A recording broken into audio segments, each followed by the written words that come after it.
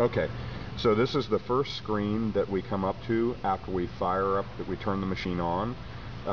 This screen takes probably 5 minutes to appear, so don't worry that it takes a while after you turn on to see this appear.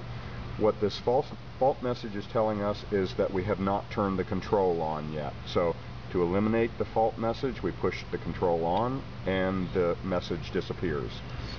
So after at this point in the control, the next thing we have to do is we have to get our x-axis referenced. Notice that the red numbers designate that the machine has not had its x-axis referenced. When we reference it, they should normally appear black. So what we do next is we turn on the hydraulic pump. That has to be running. And we use our jog control keys to move the x-axis all the way to the back with this button. We move it back, we hear the pump stall, and back here on the screen we push x equals 0 and yes, and then we move the pump slightly forward. Okay, so we use our two jog control keys to move the pump back. We push our x0 and then we move the pump slightly forward to eliminate the stall condition on the pump. At that point, you'll notice that the red numbers have turned black, meaning that now it senses its current position in the x-axis and the machine is ready to run. So to create a new program, we use our catalog mode here. This lets us enter a new program from scratch into the control. When I push it, this screen appears and I see all the programs currently in memory. If I want to do any housekeeping on that list, I push my blue up arrow key, and in this case we want to create a new program, and that's the very bottom window. So I push it and I have a new program screen. Then I can give it the name of the program and I give it roll spacing. Remember that front roll spacing is roughly 8 times the material width in the axis that we're bending. So we've calculated that 8 times our 1.3 inch material width in this case will be roughly 260 millimeters. That will always be millimeters. It's understood that that will always be millimeters, even though we have the machine set to inches.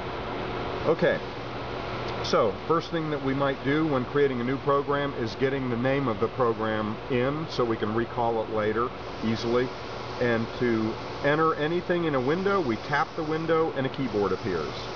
Yeah, so let's do 10 inch diameter, 90 degrees. Okay, so we'll say 10 space inch space radius A D S space 90 degree, and I hit enter here, and now it fills in the correct name that I've typed in. Now we put in our material width, and our material width is 1.294 for this example. Yeah. We try to be as accurate as possible because down to the thousandth, even just a thousandth of an inch difference will have a big effect on the results that we have the first time we run the program. Here our front roll spacing is 3.565. We've measured that on our tooling. Our center roll is also 3.5. Oops. If I need to clear, I make a mistake, I hit my clear button and I start over. 3.565 and OK. So now I have all of the information that it needs to begin allowing me to enter the program on this screen. I have the material width, the starting elasticity, I'll leave it 10%, that's a default value. I have my front roll spacing. And I have my front roller diameter and my central roller diameter.